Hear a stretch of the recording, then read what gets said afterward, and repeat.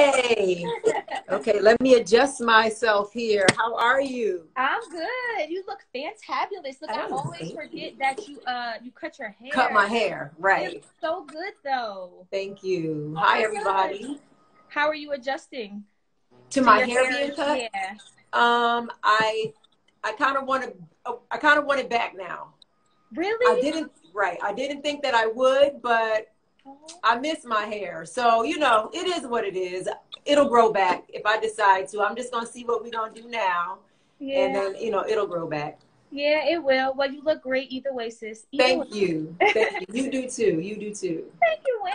Of All right, course. so Wendy and I always tell this story, but it's like, how can we not? Like the story of how we met. And I'm gonna keep Right. it brief. Wendy, I'm gonna keep it brief because it's Okay. like it's long. But Right.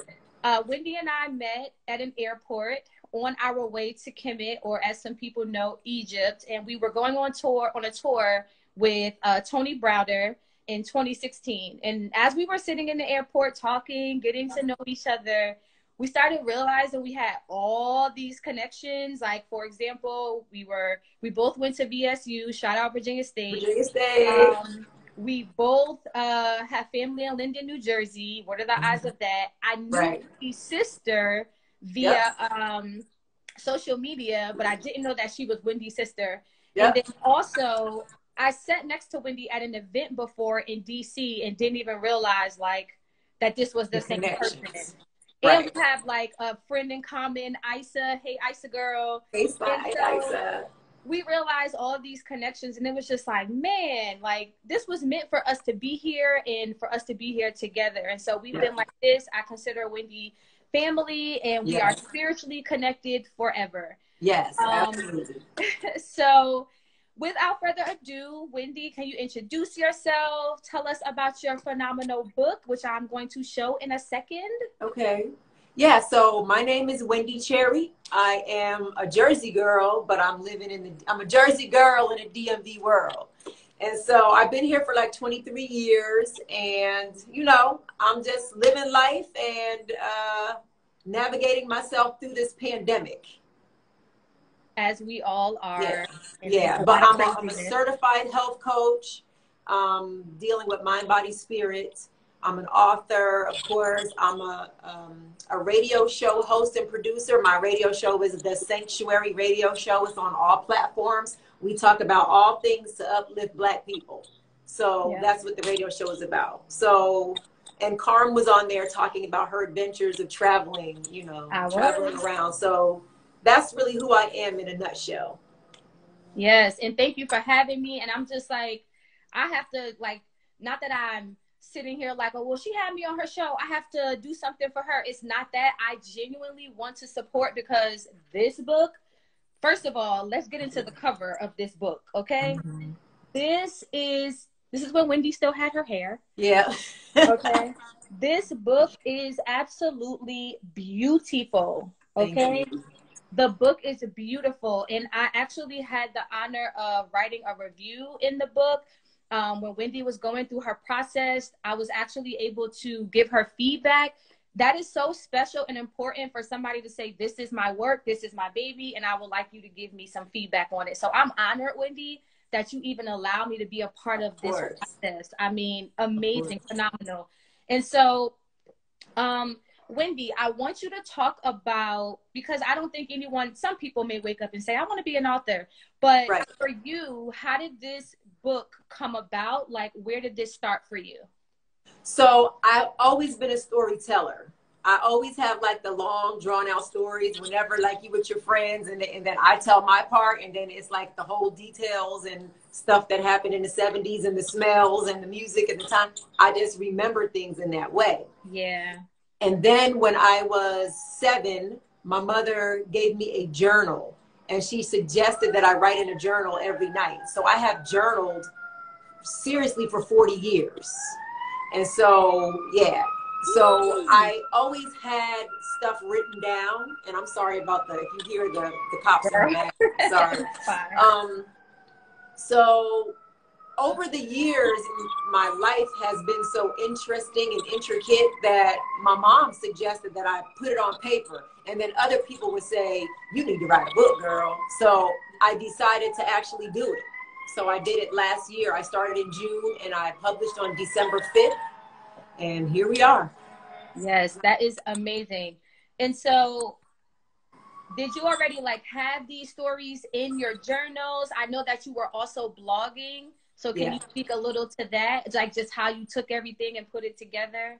Well, some of it was in my journal. So when I started the process of learning, I laid all of the like 43 journals that I've had over the years, including my Holly Hobby journal from 1977. Wow. I laid it all out. And then stuff was just happening fast in my life. So it was pretty easy to recount. But Yeah. as I started to awaken myself and learn things about myself and my people and, you know, the US, I started to blog. And like I say, I'm from Jersey. So my blog was called From Jersey to Me because I was trying to figure out who I was. So in the effort of finding out who I was having all of these experiences that I was blogging about. So then I was just able to copy and paste a lot of those things into the manuscript. Okay, got you. Mm-hmm. So what I absolutely love is that in this book, Wendi kind of like journeys her path to awakening. So if we didn't say it, it's called From Jersey to Me, The Awakening and Healing of a Goddess, a memoir by Wendi Cherry. And so she talks about like this path towards her awakening. And this book is like, there's so much that you can get. You can get relationships, talk about sickness, talking about motherhood, talking about healing, talking about family, daddy issues. Like it's a wealth of knowledge in this book from her experiences. But when you read it, there's so many things that you can relate to. There is something in here that you will be able to relate to. And so, with that being said, can you just talk about like some of the people that you met along your journey towards awakening and how they like entered your life? Well, you know, I think my mother always planted seeds for us about awareness of being Black. Like we had little Black baby dolls when we were little. We had Black photos around and we had all those things. So then when I grow up and become an adult, I think that that was a good framework. Yeah. And then I think the most profound thing, it was painful, but then it wound up being the catalyst for most of it was being arrested. So just like has happened since the beginning of time when we got here, the Karens try to come at you. So I had a Karen come at me and I was arrested. Me and my mother were arrested. They never asked us any questions. They never, nothing. We were just arrested straight off the strength of what this lady said, which was that we robbed her and we hit her. So they never asked anything, went to jail, had to fight the power, had to get a lawyer, had to spend a whole bunch of money. And I'm a professional. I was already a college graduate. I was a professional. I was arrested in front of my daughter. You know, my mother is a professional. She got a master's degree. My mom is a Virginia State alum too. So we're professional, middle class, upstanding people. And just as fast as we went to jail and were disrespected and mistreated, it just totally opened my eyes. So that was the Karen that kind of like started me on this journey. But then I started to say, what in the hell's going on around here? Something ain't right. Yeah. So I have a mentor named Dr. Vicki Johnson.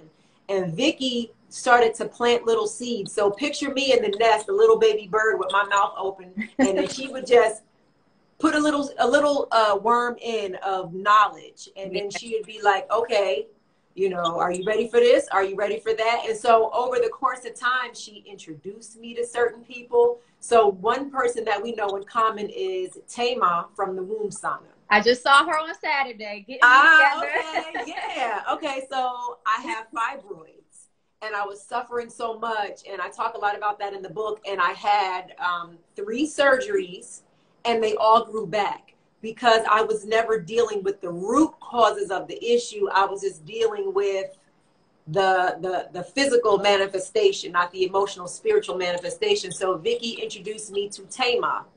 Yeah. My first introduction to Tama was a few hours after Prince died. So I'm emotional. I'm sitting there on what she calls the pot. And so she is from the womb sauna, and it is where you do vaginal steaming. And it's not like what you see on TV. No. It's not the, you know, the McDonald's version of It's the yoni real steaming. deal. It's a real deal. She like is like a therapist, and she walks you through all of these different things. And the one thing that I really got from her was she told me I wasn't living loud enough. Wow. And she was like, you are at all these things. Why are you so like dimming your shine? So I was deciding to buy a house at that time. She said, write down what it looks like, what the rooms look like, what it smells like, the paint on the wall. And I did that. And I'm sitting in that space right now. It took a year, but I'm sitting here right now. It looks exactly how I envisioned.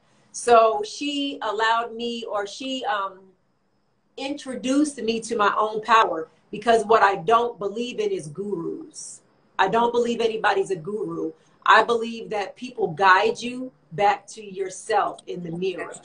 And she and Vicky did that, and then Tama did that. And then there's a sister named Rissikat, and she would have these sessions here in Washington, D.C. called the Red Tent. And in indigenous times, women, when they were on their menstruation cycle, they would gather in the tent and just support each other. If they didn't feel well, if they were low energy, if they were bleeding, there's a book called The Red Tent, but she created that here, and it was just for us. And we would go there, and she was introducing me to like numerology and African-centered principles and all these things that I didn't, you know, I didn't subscribe to as a Christian at that time. Okay. So she's one of the guides. So those are three. That and Tama alone is like a powerhouse. Yes.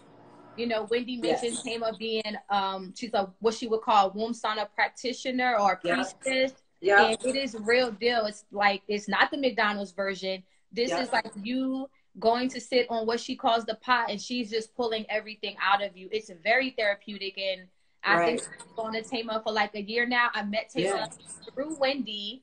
I'm going to her and doing this inner healing through Wendi. So that just goes to show, like, this book right here, Wendi is giving you so many gems and just so many resources that Black women can utilize here in the area. Even if you're not in the area, you can utilize these services and, you know, meet these people that she put in the book for your own awakening, your own healing. Right. I created a resource guide in the back. Yes. So that anybody who wants to get any of this information, most of these people are online. Some of these people are international, national people, but they were sort of like the guideposts. Yeah. You know, if you think of people who are running track and they pass the baton, that's what they were doing for me, passing the baton to the next thing, and, you know, always directing me to myself. So that's what I do in the book. I direct guru. Yep.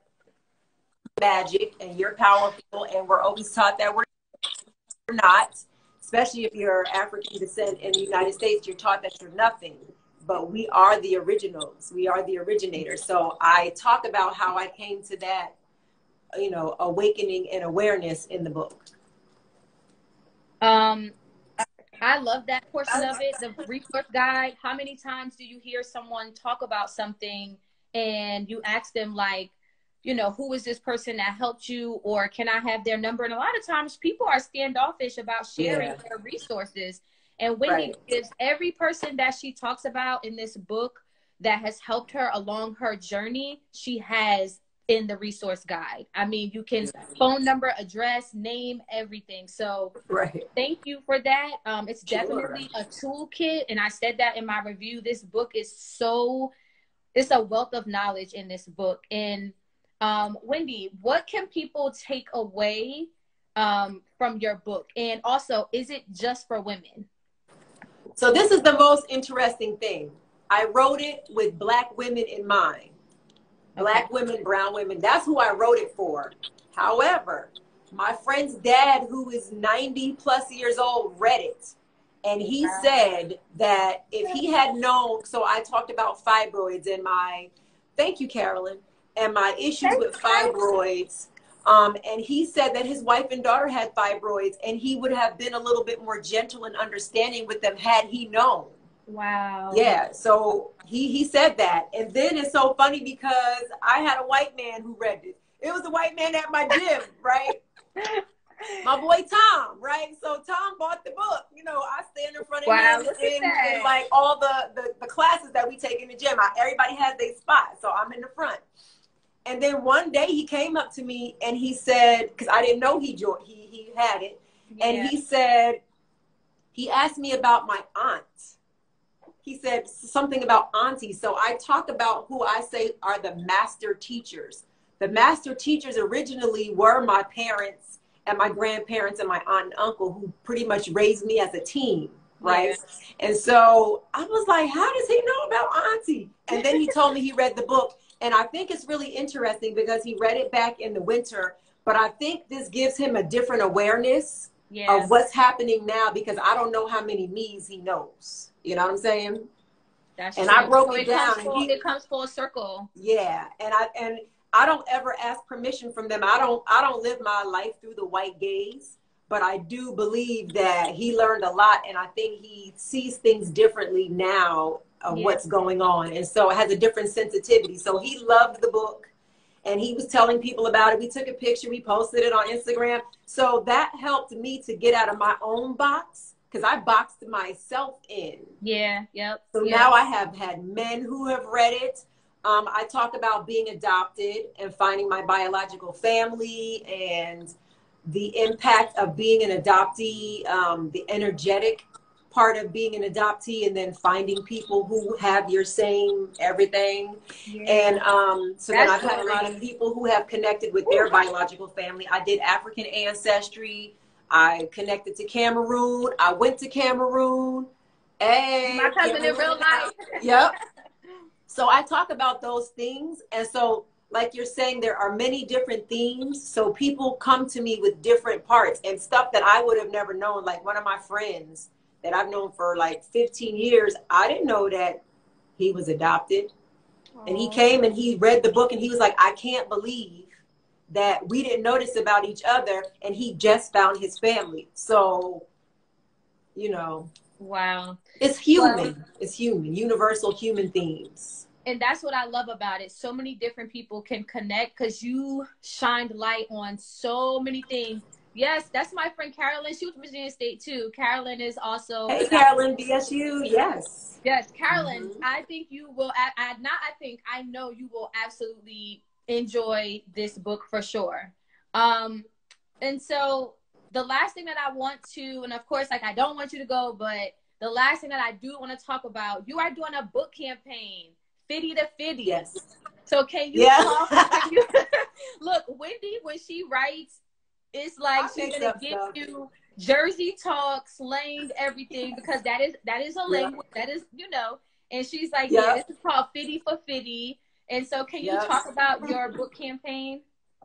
Yes. So I have a milestone birthday. I'm turning 50 in 19 days. Woo! So this is the emoji with the head blow. Black don't crack. She does not look 50 at all. Thank you. Thank you. So I'm supposed to be in Brazil, right? But the Rona. Alas, the Rona. So I'm not going to be in Brazil. So I was trying to figure out what could I do to have fun, and, you know, whatever. So I decided to create the campaign, and it's called Fitty for Fitty. I wanted to sell 50 books in 50 days for my 50th birthday. So I started 50 days ago, and my birthday is October 26th. And so I wanted to sell 50 books. And so that's really what the Fitty for Fitty was. And I just make up stuff in my head. So that Fitty just came. And I like it. It works. Yeah. So I've sold quite a few. I still have a little ways to go. So if anybody would like to purchase a copy for your family, for you, it's wendycherry.com/book. Yes, and that is why that is a part of why I'm doing this tonight. Yes, it's to highlight Black authors, but also we have to support our Black authors. There's no reason why we have all this knowledge out there from our own people and we're not supporting. And so with Wendy's campaign, I bought 2, and I'm actually going to be gifting one away to someone that joined us tonight. And of course, I have my personal copy for myself. So if you are interested in this book, From Jersey to Me, The Awakening and Healing of a Goddess, let me know and I will be gifting this to you. And even if you get the gift, you can still purchase a copy. And like Wendi said, you can gift it to your family members. But let's help Wendi get to her 50 books for her 50th birthday. Thank Black you. don't crack, sis don't look 50. Thank you. I'd like to just share what's in the book so that people understand. Yes. So there are 8 chapters. And after each chapter, there is work for you. So I'm kind of telling my story. I call it an interactive journal. So I'm telling my story, but I offer reflections for you. And you see there's a mirror here because I'm always directing each person to the mirror. Because really you are the magic and you are the technology and you have the capabilities to heal and to feel better and all these things. So sometimes you just need a little prompting. So there are 8 chapters, 8 prompts of different things, like what's your relationship with your mother? You write a love letter to yourself. You write a love letter to the first person that ever hurt you, whether it was a loving romantic relationship or something like that. So those are the kinds of resources. Then there's also journaling, because like I said, I started writing in 78, 77, 78. And I have been able to kind of like track my life and see all the blessings that have happened, the painful things, and just be able to use it as a form of therapy. A lot of people don't have insurance. And a lot of times people are sick because they're holding things in. The simple act of journaling. Go to Marshall's, get you a cute journal, and just start writing in it, you know, and that helps you to get stuff up and out. Yep. So it's a modality of therapy. But I just talk about, you know, one of the things that I realized was when Carm and I were in Kemet, we had a tour guide named Ahmed, and he's awesome. And he coined the term family, like that's what we call each other, right? But we were talking, and he was talking about being in the revolution, the Egyptian revolution, and how he was in it twice, and the things that he and his family and he and his wife did to support the revolution. And he asked us, because now, Carm, remember when we went, Philando Castile and something else had happened. The day of that shooting in Dallas so bad. Was the day we were at the airport. It was so bad. I didn't even want to leave. I was like, how are we about to get on a plane, go to Egypt and have a good time, and our people are here suffering? I was so distraught. It was a lot. Well, I wasn't. I was ready to go because I was like, I need a break. Yeah. And so we went, and then we were there for like 2 weeks. And then also the Republican National Convention was happening with Donald Trump then too. So there was craziness going on, but we were in a place that was different. But I remember all these shootings were happening, and Ahmed said, why y'all not fighting?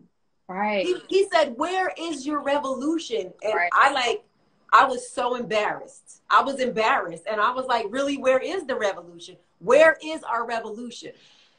So then, I left Kemet, and then 9 days later, I was in Havana, Cuba. And everything in Cuba is about the revolution. Yep. So that is when I came to the understanding in Cuba that the revolution is an inside job. I don't have control of anybody else, but I have control of myself. Okay. And so that's where the revolution is, which is why I did the exercises this way, is for you to ask yourself these questions. And a lot of times people are afraid to ask themselves these questions. So like, I have had people who have read the book, and when I ask them what did they come up with the questions, or they come to me and just say, I'm not ready for those questions yet. Wow. Because they get kind of deep. And just so you know, I have asked myself all these questions, so I would never just throw something out there and ask somebody to do something that I haven't already done. That's kind of where I got them from. The hardest work that you can do is inner work. And I've been learning that on this journey. The things that come up for you, the things that you have to face and that you're challenged with in that moment, it's very difficult. And some people can't handle it, but Right. It's so necessary for you to build positive and healthy relationships, be it with your friends, with someone in an intimate relationship, workships, whatever it is. That inner healing is so important, and Right. you just have to face it at some point. Right. And then, you know, I talk about this in here too, is that 7 generations behind, we're carrying their stuff. Yep. So think of Erykah Badu's Bag Lady. That shit's true. Yep. You're carrying your stuff, but people behind you Your stuff. So grandmother. the goal is to break the cycle, and you do it so that your children and your children's children don't have to carry that same stuff. It's not easy. Just know it's not easy, but it's good, because think about, you guys might be too young, but think about like the BlackBerry. Yeah. Or iPhone 2, right? Yeah. That might be where we are, but our children are upgrades on us. They are the iPhone 11. They got all the new apps and all the new equipment. And so that's what the goal is to give them the tools to be able to be at like 100%. You know, like when your phone is dying, it don't really act right. It's glitchy if you don't upgrade the system, and it gets a little glitchy. Well, when we give our children everything by healing ourselves, then they can then move forward fully powered and then pass it on to their kids 7 generations ahead. Yeah. I love how you put that. One of my favorite memes, and you probably have seen it before, it shows a woman and she's pregnant, and it shows her baby inside of her. But you know that when you're in your mother's stomach, you already have your eggs. So it shows the baby's eggs inside of her. Yeah. So basically what it's telling you is that even when your mother is inside of your grandmother, all of that is being passed down to you because you're already in your mother's in the womb. So it's the mitochondrial DNA. It doesn't change. Passed down. So your grandmother could have been going through stuff and dealing with all types of traumatic experiences, and you could still be carrying that. Right. Well, and that also affects how you eat. So people are like, I'm vegan, I'm vegetarian. Well, you might not need to be vegan or vegetarian, because depending on how you were in your mother's womb, was she happy? Was she smoking? Was she laughing? Was she crying her eyes out every day? Was she throwing up? It just depends on how she was and how she was when you were in gestation. That all plays a part in if you should be eating kale, if you should be eating bananas, if you should be doing whatever. And nobody ever talks about that. So I talk a lot about those things because, and even in my coaching practice, I talk about those things because people don't know. They think they should just be vegan because people are saying that veganism is the best. But if it doesn't work with your body, and if the imprint from your mother says it's not, then it shouldn't be. Yeah.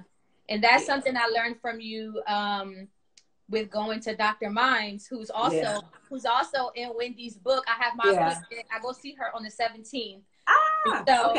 She, she does your blood work, and based on your blood work, she tells you how you should be eating and what you should be eating. Like Wendi said, we all say, oh, I'm going vegan because it's the thing to do. But based on like your blood type and your body, that may not be the best thing for you. Absolutely. Doug went and she told him like he shouldn't be eating chicken. He should be eating a lot of leafy greens, and he should be eating like a lot of fish. And he was just like, wait, what? I have to change my whole everything. And we were like, yeah. So yes, that is also a resource here in the book. Well, do you have anything else that you would like to add? Well, I just appreciate the opportunity. And again, if anybody would like to buy the book, it's www.wendycherry.com/book.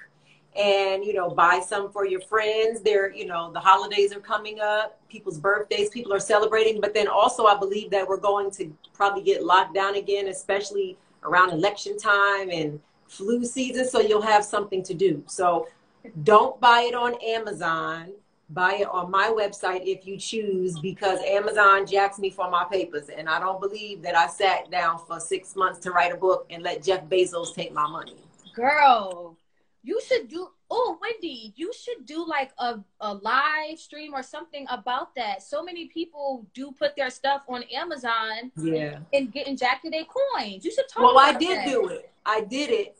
So this is the thing, you know, when you're talking about supporting Black business and things like that, and there's so many people who are doing things, Yeah. I think that the currency that people are using is just the thumbs up. Like they give you the thumbs up, but they don't buy. Yeah. And so I have an audio version. I have the, you know, like the digital version, and then I have the hard copy, which I signed. And when I was releasing those things, I was telling people, please don't buy on Amazon because they take 65%. 65%. What? And then I still see that people buy it on Amazon. And it's not that many, but that's why I believe that, you know, when we're supporting each other, you should be able to have everything because that's our intellectual property. And so maybe I'll do it again, 65%. Maybe I'll do it again and remind people, but that's how Jeff Bezos is building, you know, his life on Mars. But you do know, you have to give approval? Yes, Mars. We'll talk about that. Do you have to give approval for your book to be sold on Amazon? Well, that's how I use the version I used was KDP, which is so Amazon rules the world. They have publishing, they have music, they have food, they have everything. So really, if you're going to self-publish, that really is one of the only ways to do it to get it out there. Oh my God. Yeah. Yeah. So that's just a little education for you all. And then, you know, I know all of us entrepreneurs, you know, and writers and artists, we appreciate just, you know, everybody buying, but then also just think about the next time when you're seeing somebody like putting their stuff out there and then you give them a thumbs up instead of actually purchasing it. Because I get thumbs up for days. Yeah. And I appreciate the thumbs ups. Even a share is better than a thumbs up. A thumbs up, if you don't plan on buying. But yeah, those are just things to consider. It's new to me too. I've only been an entrepreneur for 3 years and now it's COVID. Right. So I'm learning a lot. Well, you're doing a phenomenal job. I know you a lot more personally than other people, but you're doing a phenomenal job. And you know, a lot of times people will see what you're doing and they may not support, but you just keep doing what it is that you're doing, putting that energy out there, educating the masses, because this is information that we need and it's very important for our people. So I appreciate you. Thank you. I thank you. And I'm so glad that you gave the time to be here tonight. And please, if you are watching, Wendi also put the link in the comments. Please go out and purchase this book. It could be for your sister. It could be for your aunt, your mom, your brother, for his wife, anyone. Please purchase this book and get this knowledge. And again, if you are interested, you can definitely DM me and I will be gifting away one of the copies. I have my personal, and then I also bought a second one to gift away. So yes, and I will sign it if you buy it, Carolyn. I'll sign yours and I'll send it out tomorrow. So I signed them, and so that's what that is. And then I have a radio show. So also listen to. You can go to wendycherry.com and then /radio show. You'll see everything at the top. But I have like 70+ episodes of all types of things like this. And some of the people that were in my book, they have come on my show to talk about different healing modalities, but it's all about the inspiration, education, empowerment of Black people. Yeah. So Wendi, when I post this, I'm going to put all your handles, but can you just like say them aloud? Like, so I'm on Instagram. Please consider following me at Awaken and Heal. And then my business is called the Goddess Awakening and Healing Sanctuary. So all of it is there. But Awaken and Heal, if you just go to wendycherry.com, all of my stuff is there. The radio show is there. The YouTube channel is there. It's on Spotify. It's on Facebook. I'm at Awaken and Heal #9. So I'm pretty much all over. And so please follow me. Please share. Yay. Well, thank you so much. Great. This short amount of time, I learned so much from you, and I hope a lot of the people who joined did as well. Thank you again for your time, and I'll see you soon. Okay, I'll see you soon. Love you. Yes, love you too, Wendi. Okay, bye. All right, peace. Thanks everyone for joining.